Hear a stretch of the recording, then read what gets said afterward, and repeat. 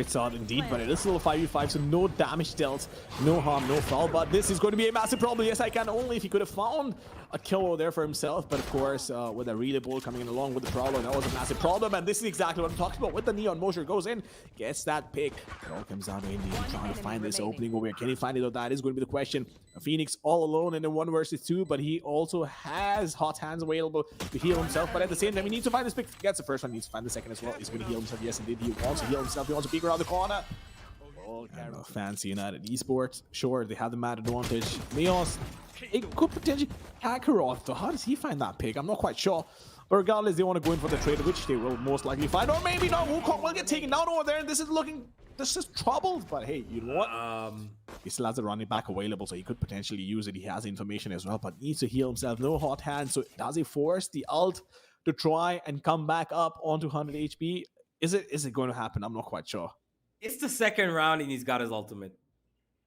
But I mean, that's the thing with Phoenix also, right? You only need 6 orbs to work with. He's going for it. Their back is covered, but no! Oh my Lord. With that incendiary lineup, I think he missed it. Yeah, he missed it for a second over there, but now he's going to go for it. And they want to go out aggressive, so I do see this going Fancy's way, if only if they can manage to find that pick. But oh my God, look at that. The amount of chaos towards A-main is incredible. Of course, Kakarot barely surviving that one, still gets hit on the head through the doors, but NDT can find the first one to get traded. Yes, indeed, he will. All comes out of the defense does have the orbital strike to try and work this one out, and that's exactly why the entirety of A-main is where the Fancy United players have plagued themselves. YESicaN will find G as well, as now the orbital strike seems to be coming into play. It clears off the A-main side. YESicaN is still inside though. Kakarot and NDG find one each, as Nizzy is keeping it alive. He's still towards that A-main position, holding his ground as YESicaN is supporting him. Both the duelist making the work short. The ultimate comes in from Kakarot, but he's not following it up by himself. The grenade will stop it. Good support from both of these players to attack. And YESicaN, look at his position. This could be crucial for the opposition, but Nizzy in the meantime, he will get taken down. G finding that first pick.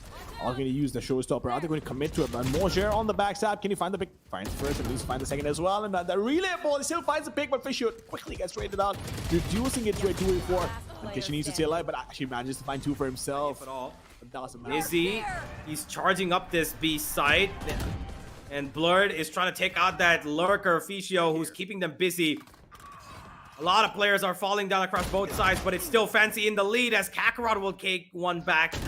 3 versus 3. Make that 3 versus 2. Nizzy is still just absolutely on top of his game. Activates the ultimate. Goes straight for this charge up of enemies. But NDG will charge him right back down. Kishi will trade though, as 1v3 again comes on. Positions, and not a lot that NAOS could have done better. But in the meantime, Nizzy once again just making his way to the site. Ooh, walks into the relay ball. Is that going to be a problem once again? That orbital strike coming into play and taking away so much HP, right? Even if it doesn't get the kill, even if it doesn't guarantee the kill, it just chips away so much at the opposition that is difficult to deal with. But of course, a flashpoint will allow Kishi to cross into the site and plant it safe. But how does this go from such a commanding position to it? He doesn't have any sky smokes available, so it doesn't matter. He needs to go out there and pick those fights. But of course, now is trying the best to go in and breach that defense while they're trying to go in for the retake. But of course, they double peeking, triple peeking, everything. But Kakarot, oh my Lord, what an absolute monster with those big peaks. It all comes down to Kishi. All alone, doesn't have any utility working, but time is running out. Tick, tick, tick. The clock is ticking away as well. It all comes down to the last chamber standing, but Blurred doesn't have enough time. That is unfortunate. People get taken down. I really want to see NAOS try and clutch this out 3v5. It would be a miracle. And it's a miracle that I would love to see. They are against the wall right now. YESicaN, though, will take out Blurred as that double peek was insanely good. There's no way they would survive there. And Nizzy takes out Kakarot. Ladies and gentlemen, might just be a flawless pistol unless NDG gives a little bit of damage. Gil goes for 1. That's about it, but what a round from Heat once again, going in towards B main. My God, they've already got so much control. The utility dump is insanely good, and they're forcing now towards the A side, where they've got one only the trade-off with Fischio, as everybody's running right back, and so is the Phoenix with his ultimate. They've got nothing to work on back of this Phoenix. Just spots out one, and that's about it. 2 versus 4, and now stabilized. 1 enemy remaining.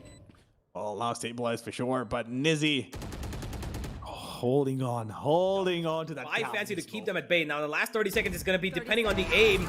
and Blurred will make sure that his is right on point. YESicaN will get one back, and he's got Nizzy to support him. Ficio gets another as well. Fancy United Player standing. are absolutely tearing it down, but NDG, he's going to find an avenue to run away. Head, NDG is in a pretty good angle. He is really going to be expected here. 30 HP, 1 bullet, that's all that's required. YESicaN will deliver it, and it is going to be number 11. You know, any sort of push or retake ability. YESicaN, he's holding onto the ultimate. Good choice to not use it because they're not coming here. Fancy are having attack coming towards A, and Kishi's holding them at bay, and he gets another one for free. NDG going out of the smoke and somehow puts out his knife.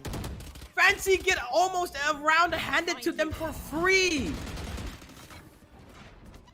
Well, oh well, that is so sad. That is so unfortunate for them. It all comes down to Neon in a 1 versus 5. WukOng is the attackers now, but of course the running back being used. Can he find a pick? That is the question. The rolling thunder being used. I feel like that was a little too premature. Oh, he still finds the pick. Oh my goodness, Nizzy still manages to find that pick, reducing it to a 2v2. But of course, the opponent strike available on NAOS Esports. Why are they using it right now? I don't understand it. They could have played it on the post plan, but they decided to use it. Now they.